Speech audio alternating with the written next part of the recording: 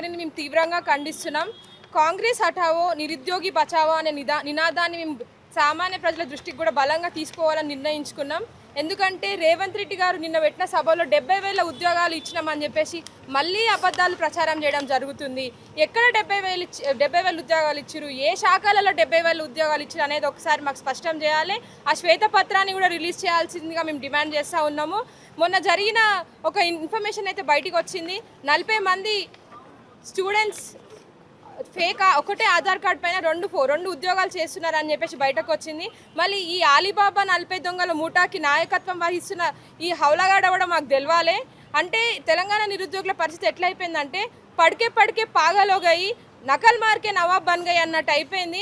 అంటే కష్టపడి చదువుకున్నాడేమో పిచ్చోడైపోతుండు, పైసలు ఉన్నాడు అడ్డదారిలో పోయి నవాబ్ అయిపోతున్నాడు. అంటే మళ్ళీ తెలంగాణ తెచ్చుకుంది ఇట్లాంటి పైసలు ఉన్న వాళ్ళు అడ్డదారిలో పోయి ఉద్యోగాలు తెచ్చుకోవడానిక, పేద బడుగు బలహీన వర్గాలకు చెందిన విద్యార్థి నిరుద్యోగులు ఉద్యోగాలు తెచ్చుకోవడానికి అనేది ఒకసారి గవర్నమెంట్ మాకు స్పష్టం చేయాలి. అయ్యా రేవంత్ రెడ్డి గారు, మీరు ఏడాది తిరిగేలోపే 2 లక్షల ఉద్యోగాలు ఇస్తాను ఏదైతే మీరు హామీ ఇవ్వడం జరిగిందో అది ఈరోజు మీరు తుంగలోకి తొక్కేసిరు. జాబ్ క్యాలెండర్ ప్రకటించి దానికి చట్టబద్ధత కలిగిస్తామని చెప్పేసి స్వయంగా బట్టి విక్రమార్క గారు అసెంబ్లీ సాక్షిగా చెప్పి ఆ హామీని కూడా తుంగలోకి దొక్కిన విషయం మనందరికి తెలిసిందే. అండ్ 4,000 నిరుద్యోగ భృతి ఇస్తామని చెప్పిండు. మళ్ళీ 4,000 నిరుద్యోగ భృతి ఎక్కడ పోయింది? టీజీపీఎస్ని ప్రక్షాళన చేసి యూపీఎస్సీ తరహాలో ఎగ్జామ్ నిర్వహిస్తామని చెప్పి ఏదైతే మేనిఫెస్టోలో మెన్షన్ చేసిరో, మళ్ళీ యూపీఎస్సీ ప్రక్షాళన అంటే ఓఎంఆర్ షీట్స్ రోడ్లపైన దొరకడమా? అంటే నిరుద్యోగుల బతుకులతో ఎందుకు ఇంత చెలగాటం ఆడుతున్నారు? ఇప్పుడు వచ్చే ఎమ్మెల్సీ ఎన్నికలలో కాంగ్రెస్ పార్టీకి ఎట్లా అసలు ఎలక్షన్లలో పోటీ చేసే నైతికత కూడా లేదు. ఎందుకంటే ఈ రకంగా మీరు మమ్మల్ని మోసం చేసుకుంటా పోతూ ఉంటే మీకు నైతికత ఎక్కడిది? ఎలక్షన్లలో కంటెస్ట్ చేసే నైతికత ఏమాత్రం లేదు. ప్రతి ఒక్క నిరుద్యోగి రగిలిపోతున్నాడు. మా బాధలు మీకు ఎందుకు కనిపిస్తలేవు? అయ్యా రేవంత్ రెడ్డి ఖబర్దార్. ఇదే అశోక్ నగర్కి మీరు రాహుల్ గాంధీని తీసుకొచ్చి ఒక పొలిటికల్ డ్రామా వేసిర్రు. మీరు కూడా రావడం జరిగింది. కాంగ్రెస్ పార్టీ బడా నాయకులు వచ్చి ఈరోజు నిరుద్యోగులు అందరితో ఆ రోజు మభ్యపెట్టి ఓట్ల ప్రచారానికి తీసుకుపోయి కేవలం అది నిరుద్యోగుల వల్ల ఏర్పడ్డ ప్రభుత్వం అని చెప్పేసి స్వయంగా రేవంత్ రెడ్డి గారే పెద్ద సభలలో చెప్పడం జరిగింది. మళ్ళీ అట్లాంటి నిరుద్యోగులకి ఈరోజు రేవంత్ రెడ్డి గారు చేస్తుంది ఏందనేది ఒకసారి మాకు సమాధానం గట్టిగా చెప్పాలి. అండ్ నిరుద్యోగ మిత్రులారా, మీరు ఎవ్వరు కూడా అధైర్యపడొద్దు. ఎందుకంటే మనం కొట్లాడి తెచ్చుకున్నవి తెలంగాణలో ఉద్యోగాలు అనేటివి మన హక్కు, మనం కొట్లాడాలి. కానీ ఆత్మహత్యలు చేసుకోవడం అనేది చాలా తప్పు. ఈ కాంగ్రెస్ పార్టీ ఏర్పాటు అయిన తర్వాత 18 మంది నిరుద్యోగ యువత ఆత్మ బలిదానాలు చేసుకున్నారు. కేవలం ఉద్యోగాలు వస్తలేవని, ఉద్యోగ నోటిఫికేషన్లు వస్తలేవని. మళ్ళీ ఇట్లా రేపటి భవిష్యత్ అవ్వాల్సిన యువత ఈరోజు ఇట్లా ఆత్మ బలిదానాలు చేసుకుంటూ పోతూ ఉంటే మళ్ళీ తెలంగాణ సమాజం ఎటుపోతూ ఉంటుంది? దొంగలని ఉద్యోగాలలో నియమించుకుంటే తెలంగాణ అడ్మినిస్ట్రేషన్ ఏమైపోతూ ఉంటుంది? అంటే ఒక దిక్కు గవర్నెన్స్, ఒక దిక్కు గవర్నమెంట్ మొత్తం ఫెయిల్ అయిపోయి తెలంగాణని ఆగం చేయాలని చెప్పేసి రేవంత్ రెడ్డి గారు ఈరోజు కంకణం కట్టుకున్నట్టుగా మాకు చాలా స్పష్టంగా అర్థమవుతూ ఉంది. రేవంత్ రెడ్డి హటావో, నిరుద్యోగి బచావో, రేవంత్ రెడ్డి హటావో, నిరుద్యోగి బచావో, రేవంత్ రెడ్డి హటావో, నిరుద్యోగి బచావో. జై తెలంగాణ, జై తెలంగాణ. నిరుద్యోగులు 3 ఏళ్లుగా నిరుద్యోగుల జీవితాలతో ఆటలాడుకుంటున్నటువంటి కాంగ్రెస్ పార్టీ తక్షణమే ఆగస్టు 31 వరకు నిరుద్యోగులతోటి చర్చలు చేయాలి. లేని పక్షంలో గ్రామాన కాంగ్రెస్ హటావో, నిరుద్యోగ బచావో అనే నినాదాన్ని తీసుకుపోతున్నాం. కమిటీలు వేస్తూ ఉన్నాం. ఖచ్చితంగా కాంగ్రెస్ పార్టీని రాజకీయంగా బొందబెట్టే ప్రయత్నం మేము చేస్తూ ఉన్నాం. ఎందుకంటే మేము వెయిట్ చేస్తూ ఉన్నాం. రాహుల్ గాంధీ బర్త్డే ఎప్పుడు వస్తుంది, సోనియా గాంధీ బర్త్డే ఎప్పుడు వస్తుంది, కనీసం జూన్ 2 తెలంగాణ అవతరణ దినోత్సవం రోజైనా తెలంగాణ అమరవీరులు గుర్తుకొచ్చి ఆ రోజైనా నోటిఫికేషన్ విడుదల చేస్తాడని అని చెప్పి వెయిట్ చేస్తూ ఉంటే అవే దొంగ మాటలు. కొంతమంది రాజకీయ స్వలాభాల కోసం రాజకీయ ముసుగులో ఈ విధంగా నువ్వు వచ్చిన నోటిఫికేషన్లు ఆపే ప్రయత్నం చేస్తున్నారని చెప్పి చాలామంది మాట్లాడుతూ ఉన్నారు. మేము అడుగుతూ ఉన్నాం, అయ్యా ఇంటెలిజెన్స్ మొత్తం నీ దగ్గరనే ఉంది, మరి మీరేం బిక్తున్నట్టు 3 ఏళ్ల నుంచి మీరు ఇంకెన్ని రోజులని ఆరోపణలు చేస్తారు? మొన్నటికి మొన్న డీజీపీ గారు 19,000 ఉద్యోగాలు ఖాళీగా ఉన్నాయని చెప్పిండు. మేము 19,000 ఉద్యోగాలు భర్తీ చేయండి అని అంటే అదే ఒంటేది పోగడలకు 7,347 ఉద్యోగాలను భర్తీ చేసి ఆ భర్తీ చేయడం వల్ల కనీసం రోస్టర్ పాయింట్ చూస్తే క్యాస్ట్కి ఒక పోస్ట్ కూడా రానటువంటి పరిస్థితిలో 4 సంవత్సరాల నుంచి విడుదల చేసినటువంటి నిరుద్యోగులు ఆగమైపోతూ ఉన్నారు. వాళ్ళ బతుకులు ఆగమవుతాయి. ఖచ్చితంగా ఖాళీగా ఉన్నటువంటి 19,000 ఉద్యోగాలు భర్తీ చేయమని చెప్పి మేము అడుగుతూ ఉంటే రేవంత్ రెడ్డి గారు ఉద్యోగ నోటిఫికేషన్ వేసినటువంటి పోస్టులను నోటిఫికేషన్ ఆపే ప్రయత్నం నిరుద్యోగులు చేస్తూ ఉన్నారని అంటున్నారు. ప్రపంచంలో ఎక్కడైనా చూడండి, నోటిఫికేషన్ వస్తే వయోపరిమితి పెంచే ప్రయత్నం చేస్తారు. కానీ ఇక్కడ 34 నుంచి 32 వరకు వయోపరిమితిని తగ్గించి నిరుద్యోగులందరూ పోస్టుల పెంపు కోసం చేయాల్సినటువంటి ధర్నా వయో పరిమితి కోసం చేసే విధంగా ప్రయత్నం చేసి అదే 32 నుంచి 34 వరకు పెంచారు, కానీ ఎక్స్ట్రా 2 సంవత్సరాల ఏజ్ పెంచలేరు. కాబట్టి దీనికి అంతటం కొంతమంది పేమెంట్ బ్యాచ్ ఉన్నారు, ఆ బ్యాచ్ని తీసుకుపోయి పాలాభిషేకం చేస్తూ ఉన్నారు. అరే 3 సంవత్సరాల నుంచి జనరల్ డిగ్రీ నోటిఫికేషన్, ఒక్క నోటిఫికేషన్ రాలేదు, 22 మంది నిరుద్యోగులు చనిపోయారు అని చెప్పి మేము రోడ్ల మీదకి వచ్చి ధర్నాలు చేస్తూ ఉంటే వయోపరిమితి తగ్గించినటువంటి వయోపరిమితిని పెంచి దానికి పాలాభిషేకాలంట. ఆ పేమెంట్ బ్యాచ్కి మేము చెప్తా ఉన్నాం, మీరు దయచేసి నిరుద్యోగులతో రాజకీయాలు చేయకండి. ఒకరొకరు కమలహాసన్ డ్రామాలు ఆడుతున్నారు. కేవలం 14 మంది 15 మంది నిరుద్యోగులు ఉన్నారు. వాళ్ళ వల్లనే కాంగ్రెస్ పార్టీ ఈ విధంగా నిరుద్యోగుల గురించి స్పందించినటువంటి పరిస్థితులు ఉన్నాయి. కాబట్టి వాళ్లకు హెచ్చరికలు జారీ చేస్తూ ఉన్నాం. మీరు దయచేసి పక్క రాష్ట్రాల్లో చూడండి, జార్ఖండ్ అయినా రాజస్థాన్ ఎక్కడైనా కూడా నిరుద్యోగులందరూ ఐకమత్యంతో ఉంటే ప్రభుత్వాలు దిగొచ్చి నిరుద్యోగులతో చర్చలు చేస్తున్నటువంటి సందర్భంలో ఇప్పుడు కూడా 3 సంవత్సరాలు రాజకీయాలు చేశారు, ఇంకెన్ని రోజులు రాజకీయాలు చేస్తారా? కమల్ హాసన్ లెక్క డ్రామాలు మీడియా ముందు ఉన్నప్పుడేమో కాంగ్రెస్ పార్టీని తిరుగుతారు, అర్ధరాత్రి పోయి కాంగ్రెస్ పార్టీకి సంబంధించినటువంటి భవన్ల దగ్గర వాళ్ళ ఇళ్లలో పోయి వాళ్ళు మాట్లాడుతూ ఉన్నారు. ఇంటెలిజెన్స్ వాళ్ళే మాకు డైరెక్ట్ వాళ్ళ ఫోటోలు చూపిస్తూ ఉన్నారు. మీరు పగలేమో ఒక పార్టీ దగ్గర ఉంటారు, రాత్రి ఏమో ఒక పార్టీ దగ్గర ఉంటారు, పొద్దుగాలేమో ఒక పార్టీ దగ్గర ఉంటారు. మీరు కాంగ్రెస్ పార్టీ ఎట్లా భయపడతారా నాయన అని అంటారు. దయచేసి వాళ్ళు ఇప్పటికైనా కూడా గ్రహించాలి. పార్టీ వాళ్ళు ఎప్పుడైనా సరే నిరుద్యోగుల దగ్గరికి రావాలి. మీకు ఏం కర్మ పట్టిందో? మనం రోడ్ల మీద ఉంటే పోలీసులు వచ్చి మన మీద దాడులు చేస్తూ ఉంటే వాళ్ళు పార్టీ భవన్ల దగ్గర నిరుద్యోగుల మీద దాడులు ఖండిస్తున్నారంట. నిజంగా నిరుద్యోగుల మీకు చిత్తశుద్ధి ఉంటే మా రోడ్ల మీదకి వచ్చి కూర్చొని రోడ్ల మీద ఖండించాలి, కానీ పార్టీ భవన్ల దగ్గర మీడియా వాళ్ళందరినీ పిలుచుకొని నిరుద్యోగుల మీద దాడులు ఖండిస్తున్నామని చెప్తున్నారు. కాబట్టి దయచేసి నిరుద్యోగులారా, పార్టీలకు ప్రలోభాలకు కొంతమంది నిరుద్యోగులు బల్మూరు వెంకట్, రియాజ్ సార్ గతం లోపల ఏ విధంగా అయితే నిరుద్యోగులు వాడుకొని పదవులు పొందినరో అదే వాళ్ళని ఆదర్శంగా తీసుకొని ఇప్పుడు నిరుద్యోగులను వాడుకుందామనే ప్రయత్నం చేస్తున్నారు. కాబట్టి మీ కథలన్నీ ఇన్ని రోజులు చెల్లినే కానీ ఇప్పుడు చెల్లుబాటు కావు. దయచేసి మీరు ఎవరైనా సరే పొలిటికల్ లీడర్లతో కుమ్మకైనట్టు తెలిసినంటే ఖచ్చితంగా మీ బట్టలు కూడా తీసి కొడతామని చెప్పి నిరుద్యోగులను హెచ్చరిస్తూ కాంగ్రెస్ పార్టీని 3 ఏళ్ళు అయింది. ఇంకా రేవంత్ రెడ్డి గారు నైట్ సిగ్గు లేకుండా మళ్ళీ అదే విధంగా మాట్లాడుతూ ఉన్నారు. మేము వేసినాం నోటిఫికేషన్ కావాలని కొందరు కక్షలు కట్టిరు అని అంటారు. కక్షలు ఎందుకు? ఏం వేసినావు నోటిఫికేషన్? నువ్వు కనీసము గత ప్రభుత్వంలో ఫీజులు 250 టెట్టుకు రాయాలంటే 250, మిగిలిన అప్లికేషన్ పెట్టుకోవాలంటే 500 ఫీజు ఉన్నది, డబల్ ఫీజు పెంచినావు. డిగ్రీ అర్హత ఒక్క నోటిఫికేషన్ కూడా వేయలేవు. కనీసం నిరుద్యోగులు రాసినటువంటి ఓఎంఆర్ సీట్లు రోడ్ల మీదకి పడుతున్నటువంటి సందర్భం ఉంది. కాబట్టి ప్రభుత్వం కనుక ఆగస్టు 31 వరకు నిరుద్యోగులతో చర్చలు చేయకపోతే మాత్రం డెఫినెట్గా గ్రామాల్లో కనీసం 10 నుంచి 100 మంది వరకు నిరుద్యోగులు ఉంటారు. ఆ నిరుద్యోగులమే ఏకమైతాం. ఈరోజు నిరుద్యోగులు అందరూ కూడా కదిలే పరిస్థితులు ఉన్నాయి. ఖచ్చితంగా సెక్రటేరియట్ పోతామా ఎక్కడ పోతాం, కానీ పెద్ద ఎత్తున మాత్రం ఉద్యమం జరగబోతుంది. దీనికి అంతటికి కారణం కాంగ్రెస్ పార్టీ రేవంత్ రెడ్డి బాధ్యత వహించాల్సి వస్తుంది. కాబట్టి అటువంటి పరిస్థితులు తెచ్చుకోకన్నా ముందే స్పందించి ఆగస్టు 31 వరకు నిరుద్యోగులతో చర్చలు చేస్తాడని చెప్పి మేము కోరుకుంటా ఉన్నాం. లేని పక్షంలో కాంగ్రెస్ హఠావో నిరుద్యోగ బచావ్ అనే కార్యక్రమాన్ని మాత్రం ఖచ్చితంగా గ్రామాన్ని మేము కమిటీలు వేసుకొని కాంగ్రెస్ పార్టీని గ్రామాల నుంచే తరిమి కొట్టాలని చెప్పి మేము నిరుద్యోగులందరూ కూడా పిలుపునిస్తూ ఉన్నాం. రాష్ట్రంలో కాంగ్రెస్ ప్రభుత్వం ఏర్పడి 3 సంవత్సరాలు అవుతుంది.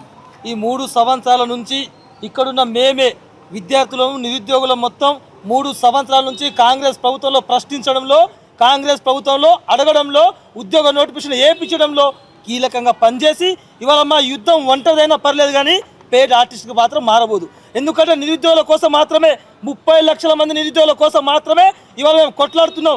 జనరల్ నోటిఫికేషన్ కావచ్చు, గ్రూప్ 1 కావచ్చు, గ్రూప్ 2 కావచ్చు, గ్రూప్ 3 కావచ్చు, గ్రూప్ 4 కావచ్చు, మెగా డిఎస్సి కావచ్చు, జీవో నంబర్ 46 రద్దు గురించి కావచ్చు, అనేక రకాల పోస్టుల గురించి మేము మాట్లాడుతున్నాం. ఈ కాంగ్రెస్ ప్రభుత్వాన్ని గద్దె దింపే కోసం మేము పోరాడుతున్నాం. ఎందుకు మేము అడుగుతున్నాం అంటే ఇప్పటిదాకా ఉద్యోగ నోటిఫికేషన్ ఇచ్చి ఉంటే ఈ రాష్ట్ర ప్రభుత్వంలో, ఈ కాంగ్రెస్ ప్రభుత్వంలో ఎందుకు 22 మంది నిరుద్యోగులు చనిపోయారు? మీరు ఉద్యోగ నోటిఫికేషన్ ఇచ్చారు కదా, మరి ఎందుకు నిరుద్యోగులు అనేటువంటిది ఇవాళ నేల రాలిండ్రు? ఒక తల్లి పొద్దున లేస్తే సాయంత్రం వరకు కష్టపడి 100-300 కష్టపడి కడుపు మార్చుకొని రూపాయి కూడబెట్టుకొని ఆ కొడుకును సాధిపించి అశోక్ నగర్కో లేకపోతే దిల్సుఖ్ నగర్కో ఉస్మానియాకు పంపి చదివిస్తుంటే ఈ ప్రభుత్వం మాత్రం ఆ విద్యార్థిని చంపుకొని తింటుంది అనేటువంటి ఈ రేవంత్ రెడ్డి మేము తెలియజేస్తా ఉన్నాం. ఎవరైతే రాజకీయ ముసుగులో ఇవాళ నిరుద్యోగ పక్షాన కొట్లాడకుండా స్వార్థం కోసం, స్వలాభం కోసం, ఇవాళ డబ్బుల కోసం ఇవాళ ఉద్యమాన్ని మొత్తం తప్పుదారి పట్టిస్తున్న కొంతమంది పేరు బట్టి ఆర్చూరు చెప్తా ఉన్నాం. మేము మీకోసం మేము కొట్లాడతలేము. 30 లక్షల మంది నిరుద్యోగుల కోసం, వాళ్ళ భవిష్యత్తు కోసం, వాళ్ళ ఉద్యోగాల నోటిఫికేషన్ కోసం ఈ ప్రభుత్వం మేము కొట్లాడతాం. రేవంత్ రెడ్డి మా పైన 100 కేసులు పెట్టినా లేకపోతే అనేక రకాల అరెస్టులు చేపించినా ఏం చేసినా మేము ఇవాళ సిద్ధంగా ఉన్నాం. ఇక్కడ ఉన్న వాళ్ళు చాలామంది కూడా ఇవాళ విద్యార్థులకు ఉద్యోగ నోటిఫికేషన్ ఇవ్వడం కోసం మేము ముందుకు వచ్చినాం. కాబట్టి మాకు ఇలా బాధ అనిపిస్తూ ఉంది. తెలంగాణ రాష్ట్రం ఇంత అబద్ధాలు మాట్లాడుతుంటే, తెలంగాణ రాష్ట్రం ఇంత దిగజారి మాట్లాడుతుంటే, ఒక ముఖ్యమంత్రి స్థాయిలో ఉన్న రేవంత్ రెడ్డి కూడా ఇవాళ తెలంగాణ రాష్ట్ర భవిష్యత్తులో ఉన్న నిరుద్యోగుల గురించి అబద్ధపు హామీలతోటి 40,000 మళ్ళీ ఇస్తామని చెప్పి ఇవాళ ప్రగల్భాలు పలుకుతూ ఉంటే ఇవాళ బాధ అనిపిస్తుంది. కాబట్టి ఇవాళ మేము ఒకటే చెప్తా ఉన్నాం, కాంగ్రెస్ ప్రభుత్వాన్ని తెలంగాణ రాష్ట్రంలో బరాబర్ జీరో బడ్జెట్ తీసుకొస్తాం. ఎందుకంటే ఒక్క సీట్ కూడా గెలవనివ్వం. తెలంగాణ రాష్ట్రం మొత్తం విప్లవం సృష్టిస్తాం. తెలంగాణ రాష్ట్రంలో కాంగ్రెస్ ప్రభుత్వాన్ని బొంద పెట్టే విధంగా మేము ముందుకు వెళ్తాం. అందుకోసమే తక్షణమే రాష్ట్ర ప్రభుత్వానికి ఉన్న రేవంత్ రెడ్డి గారు ముఖ్యమంత్రి పదవికి రాజీనామా చేసి తెలంగాణ అమరవీరుల స్తూపం దగ్గర ముక్కు నేలకు రాసి తప్పైపోయింది, మళ్ళొకసారి నేను ఇలా తప్పు జరగని చెప్పి తెలంగాణ రాష్ట్రంలో ఉన్న ముఖ్యమంత్రి రాజీనామా చేసేంత వరకు కూడా మేము కొట్లాడతాం, ఇది చేస్తూ ఉన్నాం. ముఖ్యమంత్రి గారు ఆగస్టు 15 కన్నా అబద్ధాలు ఆడడేమో అని ఎక్స్పెక్ట్ చేసిన, ప్రకటనలు ఖచ్చితంగా చేయడు. కానీ కనీసం 365 రోజులల్లో ఆగస్టు 15 రోజు అయినా కొంత నీతి నిజాయితీగా మాట్లాడతాడని అనుకుంటే, ఆగస్టు 15 రోజున కూడా మనకు స్వాతంత్రం వచ్చిందని మర్చిపోయి ఆగస్టు 15 రోజున కూడా అబద్ధాలు ఆడాడు. సార్ ఏం చెప్తా ఉన్నాడు? సారు 70,000 ఉద్యోగాలు ఇచ్చినాం, భారతదేశం మొత్తం వల్ల మేము ఇచ్చినట్టు ఎవరు ఇవ్వలేదు అని చెప్తా ఉన్నాడు. మీడియా మిత్రులు కొంచెం కెమెరా దగ్గరికి పెడితే ఏ శాఖల ఎన్ని పోస్టులు, ఏ డేటు, ఏ మంతు, ఏ ఇయర్ అనేది ఇది ఒకసారి స్పష్టంగా తీయాల్సిన అవసరం ఉంది. ఎవరికైనా నీతి నిజాయితీ చిత్తశుద్ధి తెలంగాణ రాష్ట్రంలో కానీ తెలంగాణ అసెంబ్లీలో కాంగ్రెస్ పార్టీ ఎవరికైనా ఉంటే నేను చర్చకు సిద్ధంగా ఉన్నాను. రీసెంట్గా అసెంబ్లీకి పోయి మెంబర్ ఆఫ్ లెజిస్లేటివ్ కౌన్సిల్లో కూడా మాట్లాడడం జరిగింది.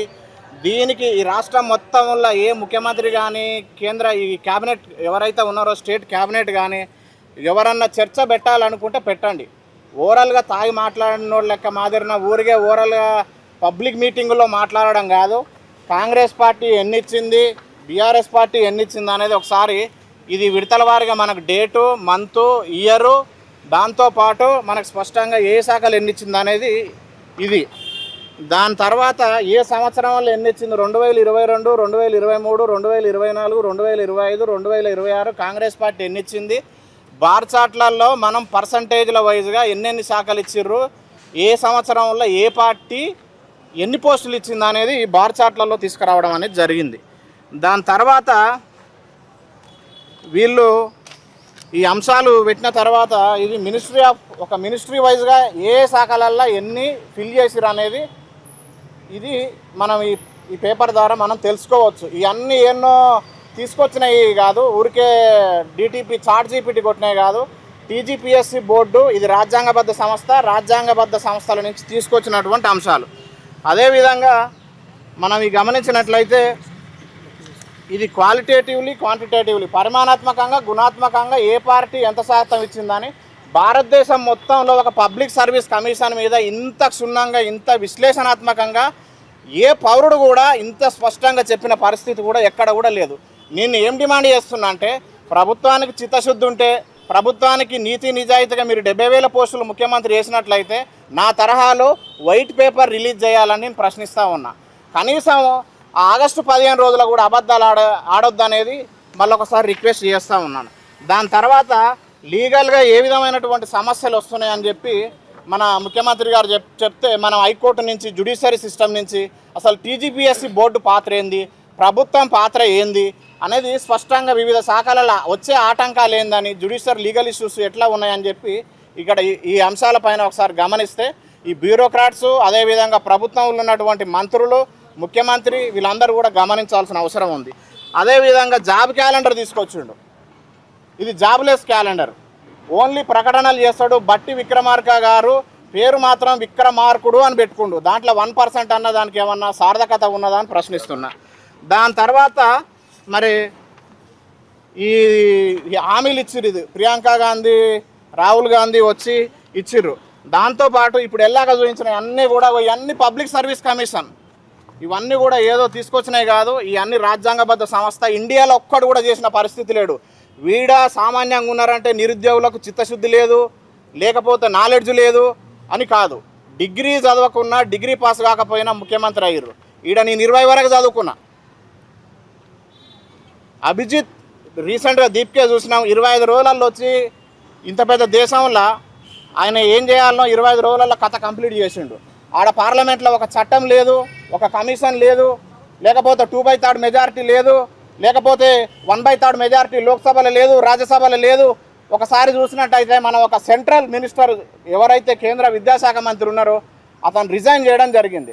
ఆయన ఒక అభిజిత్ దీప్కే అనేది నార్మల్ క్యాండిడేట్, ఎంపీ కాదు, ఎమ్మెల్సీ కాదు, ఎమ్మెల్యే కాదు, మినిస్టర్ కాదు, అసలు nothing, just social media. We are in 21st century.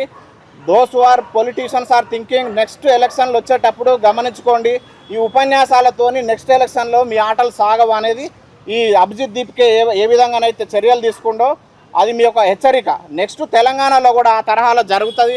భవిష్యత్తులో రేపు వచ్చే గ్రాడ్యుయేషన్ ఎమ్మెల్సీ, అదేవిధంగా జిహెచ్ఎంసీ, అదేవిధంగా లోకల్ బాడీ ఎలక్షన్లలో ఎక్కడైతే ఈ లోకల్ బాడీ ఎంపీటీసీ ఇవన్నీ కూడా ఉన్నాయి, జిహెచ్ఎంసీ ఎలక్షన్లు ఉన్నాయి, ఎస్పెషల్లీ ఈ గ్రాడ్యుయేట్ ఎలక్షన్స్ ఉన్నాయి. సో దానికి తగిన బుద్ధి చెప్తాం అనేది ప్రధాన ఉద్దేశం. ఇవన్నీ కూడా నేను చూపించినట్టు మీదే ప్రభుత్వం కదా, బ్యూరోక్రాట్స్ మీ వాళ్ళే ఎవరు కదా, టీజీపీఎస్సీ బోర్డులో మీ వాళ్ళే ఉన్నారు కదా, రేపు తీసుకొచ్చి చర్చ పెట్టండి, నా మాదిరిన చూపించండి. గతం నుంచి కూడా చూపిస్తున్నా, మనం ఏదన్నా మాట్లాడుతున్నప్పుడు ఆధారం ఉండాలి, ఇంకొని మీద ఆరోపణ చేస్తున్నప్పుడు దమ్ము ఉండాలి. దమ్ము లేకపోతే చెదరు కప్పుకొని ఇట్లా వండుకోవాలి. ఉపన్యాసాలు ఇస్తే nobody is going to tell what you wanted to tell. That everybody has an idea, everybody has reservoir of knowledge. They are not people like here as you told that మీకు ఎవరో వాట్సాప్లో కింద ఉన్నోడు రాసిస్తే రేపు మీటింగ్ ఉందంటే ఆడ ఉపన్యాసాలు ఇచ్చేటోడు ఇవ్వలేడు. ఈరోజు ఉస్మానియా కానీ, అశోక్ నగర్ కానీ, దిల్సుఖ్నగర్ కానీ కయ్య వెంకటేష్ గారి ఆధ్వర్యంలో జరుగుతున్న ఈ ప్రెస్ మీటు మరి ఝాన్సీ గారు, మన ఇండియన్ పార్టీ అధ్యక్షుడు మరియు అన్నగారు ఉపేంద్ర గారు కూడా మాట్లాడారు. ఈ దేశంలో కేంద్ర ప్రభుత్వమే తల వంచింది. అభిజిత్ 25 రోజుల్లో కేంద్ర ప్రభుత్వం మెడలు వంచి ఈ రాష్ట్రంలో, ఈ దేశంలో ఒక విప్లవాన్ని సృష్టించుడు. అది విప్లవం కాదు, నేను ఉద్యమం అంటా అన్న. ఈ రాష్ట్రంలో అయ్యా రేవంత్ రెడ్డి, నీకు దమ్ముంటే, నీకు చిత్తశుద్ధి ఉంటే నువ్వు ఏం నోటిఫికేషన్లు ఇచ్చినావు? 70,000 ఉద్యోగాలు నువ్వు వేయలే. గత ప్రభుత్వము దాని పేరేం పేరు అంటే అది బీఆర్ఎస్ ప్రభుత్వం కాదు, బూర్జువా ప్రభుత్వము వేసిన నోటిఫికేషన్లని నువ్వు ఫిల్ చేసినావు అంతే. దాన్ని నువ్వు ఎవరికో పుట్టిన బిడ్డని నాకు పుట్టిందని చెప్పుకున్న ఒక దౌర్భాగ్య ముఖ్యమంత్రి నువ్వు ఈ రాష్ట్రంలో. రేవంత్ రెడ్డి నీ బద్దలు బాసింగాలు అవుతాయి. నువ్వు ఏం చెప్తున్నావు బిడ్డ? నువ్వు రేపు 2 ఎమ్మెల్సీల్లో ఎట్టగేస్తావో చూస్తా. ఆ సామగాడు కానీ, ఆ బల్మూరు కానీ, ఆ కోదండరాం కానీ, ఆ వాడెవడైతే ఉన్నాడు ఒక్కొక్కని బట్టలు చింపి రేపు మేము అడ్డుకుంటాం. మీకు ఎక్కువ నకరాలు అవుతా ఉన్నాయి. ఏం తెలంగాణ అంటే ఉద్యమాల గడ్డ, మేము నేర్పినాం ఉద్యమాలు, భారతదేశానికే నేర్పినాం. తెలంగాణ సాధించుకున్నటువంటి వ్యక్తులం మేము. కానీ నువ్వు ఏం చేస్తున్నావు ఈ రాష్ట్రంలో? ఒక అబద్ధాలు మాటలు మాట్లాడుతూ, అబద్ధ రాజకీయాలు చేస్తూ, డైవర్షన్ పాలిటిక్స్ 3 నెలలకు ఒకటి తీసుకొస్తావు. మళ్ళీ ఇది పోతే అది, ఇది పోతే అది అని ఏదో కప్పిపుచ్చే మాటలు మాట్లాడుతున్నావు. నిరుద్యోగి ఊకుంటాడేమో 30 లక్షల మంది నిరుద్యోగులను నీ ప్రభుత్వాన్ని ఏర్పాటు చేసినాం. మా కడుపు మాడింది కాబట్టి నీ మీద తిరుగుబాటు చేసినాం. నిరుద్యోగ తిరుగుబాటు నీ మీద నడుస్తూ ఉంది. ఇక చూసుకో బిడ్డ, నువ్వు ఉంటావా ఈ రాష్ట్రంలో, మేము ఉంటావా? నువ్వు చదువుకొని ఈ 6, 5 అన్నదమ్ములు ఈ రాష్ట్రం విడిచి వెళ్ళిపోవాలి బిడ్డ. మీరు లక్షల కోట్ల అవినీతి చేస్తా అంటారు, భూములు దోసుకుంటా అంటారు, అన్నీ భరిస్తా అన్నాం. ఈ దేశంలో కేంద్ర ప్రభుత్వం నరేంద్ర మోడీ ఏం చేస్తున్నాడు? భూ సంస్కరణలు తెచ్చిండా? ఏది చేస్తలేడు. విద్యా వైద్యం ఏమైనా చేస్తుండా? ఏం చేస్తలేడు. నేను చెప్తా అన్న, ఈ రాష్ట్ర ప్రభుత్వాన్ని డిమాండ్ చేస్తున్నా, నీకు చిత్తశుద్ధి ఉంటే రేపు నీ 70,000 ఉద్యోగాలు కాదు, 1,68,742 ఉద్యోగాలు అన్ని శాఖల్లో ఖాళీ ఉన్నాయి. అన్ని శాఖల్లో ఖాళీ ఉన్నటువంటి ఉద్యోగాలనే మీరు భర్తీ చేయాలి. లేదంటే ఖబర్దార్ రేవంత్ రెడ్డి. ఒకే మాట చెప్తా ఉన్నాం. వాడు పొంగులేటి, వాడు 10,954 ఉద్యోగాలు 2024లో సంక్రాంతి భర్తీ చేస్తానడా ఆ అవులేగాడు. వాడు ఏం మాట్లాడుతాడు? 5,010 ఉద్యోగాలని మాజీ ఉద్యోగం ఉన్నోనికి ఉద్యోగం ఇచ్చిన ఒక దౌర్భాగ్యుడు వాడు. మరి మిగిలిన 5,944 జీపీఓ పోస్టులని ఎవరికి అమ్ముకుందామని దాచిపెట్టిన బిడ్డ. ఖబర్దార్ బిడ్డ, రేపు మేము బరాబర్ ఉద్యమం చేస్తాము. ఎవ్వడు ఏమనుకున్నా రేపు 2 ఎమ్మెల్సీల్లో అవసరమైతే నిరుద్యోగులను నిలబడతాం. ఖబర్దార్ రేవంత్ రెడ్డి, నీ అంత చూస్తాం. మేము ఎవ్వరిని కూడా గెలవనీయం. గుర్తుపెట్టుకోండి, మా నిరుద్యోగుల సమస్యల మీద నిరుద్యోగులతోటి మాతోటి అవసరం లేదు చర్చ చేయమంటున్నా. అందరితోటి మా యొక్క కాశీనాథ్ తోటి కానీ కయ్య వెంకటేష్ తోటి కానీ ఝాన్సీ తోటి మాతోటి చర్చలు చేయమని మేము అంటలేము. నిరుద్యోగులతో చర్చలు చేయండి, చర్చలు చేసి సమస్యల్ని పరిష్కరించండి. అరే కేంద్ర ప్రభుత్వమే చర్చలు చేస్తుంది ఆ నిరుద్యోగులతోటి, మీరేంది మీరు అంత పెద్ద ఆకాశం దిగొచ్చిర్రా ఈ రాష్ట్రానికి? చెప్తా అన్నాం, బరాబర్ చెప్తున్నాం. కాంగ్రెస్ హఠావో నిరుద్యోగి బచావో అనే ఉద్యమానికి మేము తెరలేపుతున్నాము.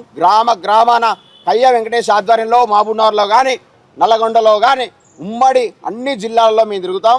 ఖబర్దార్ రేవంత్ రెడ్డి, మా నిరుద్యోగుల సమస్యల మీద మీరు తక్షణమే చర్చలు చేయాలి, అంటే ఖబర్దార్.